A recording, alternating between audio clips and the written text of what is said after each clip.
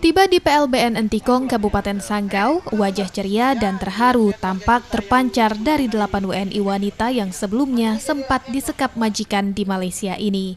Salah satu pekerja migran Indonesia asal Alor, NTT, Maria Shiva, menceritakan jika awalnya para PMI ini bekerja di bawah agen dengan berbagai pekerjaan dalam satu tempat. Saat bekerja, PMI yang sebagian besar merupakan wanita lanjut usia kerap mendapat kata-kata kasar dan dimarahi oleh majikan. Bahkan mereka kerap hanya diberi beras.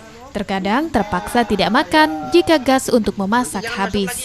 Mereka juga tidak diperbolehkan menggunakan alat komunikasi selama 1 tahun. Untuk berkomunikasi, para PMI ini harus menyembunyikan alat komunikasi mereka, bahkan mengumpulkan uang bersama-sama untuk membeli ponsel. Saat meminta berhenti bekerja untuk pulang dari perantauan, mereka juga tidak diizinkan oleh agen dan dipaksa terus bekerja. Kami disuruh kerja seperti biasa awalnya, tapi semakin kesini ada yang sakit tidak boleh berhenti, harus kerja terus, dipaksa kerja.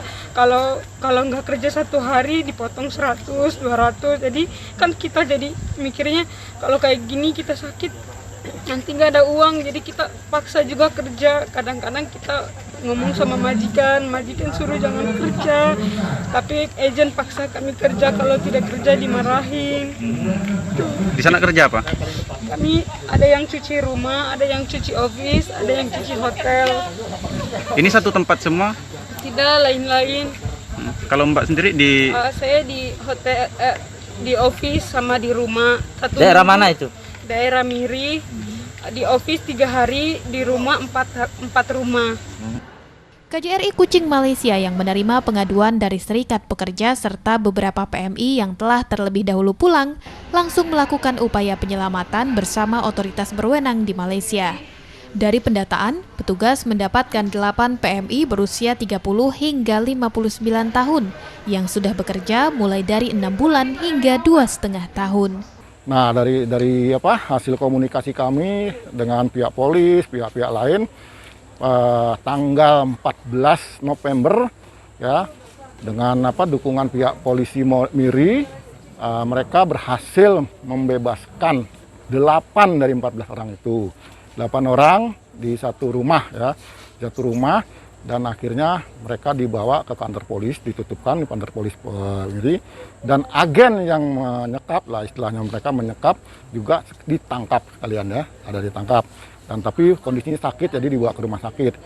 Nah, kenapa 8 orang itu? Ya memang yang ada saat itu 8 orang.